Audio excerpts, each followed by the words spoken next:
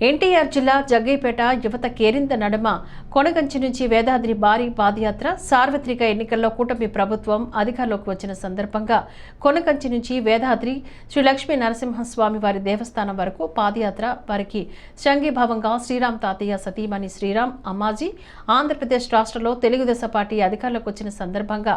జగ్గయ్యపేట నియోజకవర్గ కూటమి ఎమ్మెల్యే అభ్యర్థిగా శ్రీరామ్ రాజగోపాల్ తాతయ్య తెలుగుదేశం పార్టీ ఘన విజయం సాధించిన సందర్భంగా ఆదివారం ఉదయం జగ్గయ్యపేట పట్టణంలోని బంగారుకోట్ల సెంటర్ వద్ద గల శ్రీ స్వయంభూ విఘ్నేశ్వర స్వామి వారికి కొబ్బరికాయలు కొట్టి పూజాది కార్యక్రమాలు నిర్వహించారు.